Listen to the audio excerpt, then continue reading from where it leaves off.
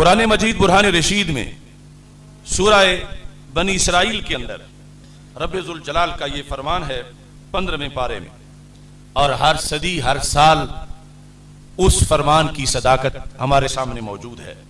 Israel का लफ्ज अपने तौर पर कोई बुरा लफ्ज नहीं।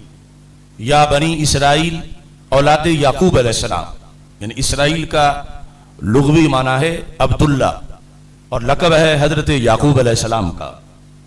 तो इसको धोखे से एक मुल्क का नाम रखा यहूद ने, और आहिस्ता आहिस्ता मुसलमानों की जुबानों पे वही नाम पक्का हो गया।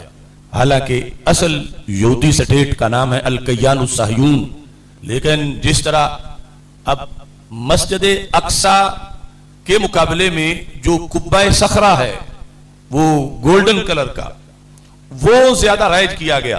वो भी मुकद्दस जगह है मगर वो मस्जिद अक्सा नहीं। मस्जिद अक्सा के अंदर वो एक अलहरा जगह है, मगर असल मस्जिद अक्सा उसके ऊपर वो दूसरे कलर का गुंबद बना हुआ है। ये तशहीर भी उनकी उस ख़यानत की बुनियाद पर थी कि खुदा न खास्ता जो उनका मनसूबा है कि कहीं धमाकों से मस्जिद अक्सा को गिरा दिया जाए और फिर उसकी जगह हैकल सुलेमानी तामीर किया जाए, तो गिरा कर हम कहेंगे वो मस्जिद अक्सा तो अपनी जगह मौजूद है, हमने तो गिरा ही नहीं। तो इस तरह नाम के अंदर भी उन्होंने अपने उस गासिबाना हिस्से का नाम इसराइल रखा और मुसलमानों की जुबानों पर इसराइल पकवाया। यानी आज अगर हम मजम्मत करते हैं उनकी, तो फिर भी मुर्दाबाद कहने के लिए हमें इसराइल मुर्दाबाद कहना पड़ता है, और अल-कय्यानुस सह्यून मुर्दाबाद कहें तो किसी को पता ही नहीं चलेगा कि ये किसको मुर्दाबाद कह रहे हैं।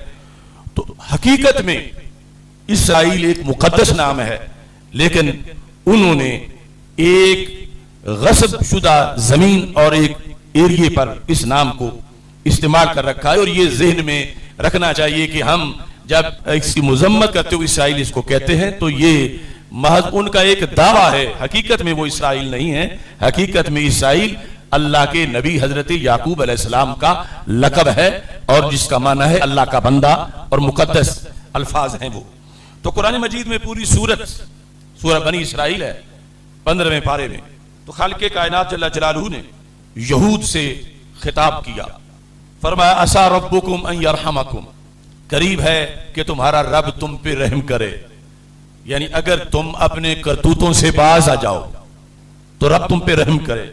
वइन उद्तुम उदना, लेकिन याद रखो अगर तुमने इस इलाके में अपनी बुरी हरकतों की तरफ औद किया, यहां तुमने कब्जा किया, यहां तुमने शायर इस्लाम की बेहुरमती की, तो रब्बे जुल जलाल ने साथ ये वादा किया ओदना, फरमा फिर हम भी अजाब का इयादा करेंगे।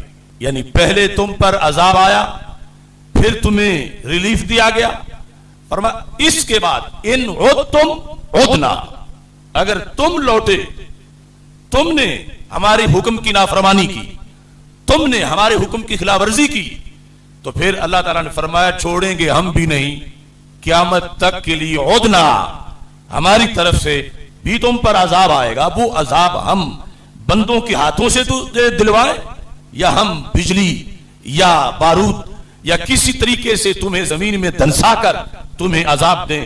लेकिन खालिक़े कायनात जल्ल जलालहू का ना बदलने वाले कुरान के अंदर ये चैलेंज है, और ये उम्मत मुस्लिमा के लिए सहारा है कि हम उस साइड में हैं कि जिस साइड में रब खुद फरमा रहा है इन तुम उदना, यानी वो यहूद तुम की तरफ हैं और उम्मत मुस्लिमा उतना की तरफ है कि खालिक़े कायनात ने फरमाया कि तुम अगर मेरे दीन से, मेरे आखिरी दीन इस्लाम से और हजरत मोहम्मद मुस्तफ़ा सल्लल्लाहु अलैहि वसल्लम और उनकी उम्मत से तुम बगावत करोगे, उन पर हमले करोगे उतना, तो अल्लाह फरमाते हैं मेरी कुदरतों में कोई कमजोरी या कमी नहीं, हम नए सिरे से तुम पर जिल्लत और रुसवाई का अज़ाब मुसल्लत कर देंगे।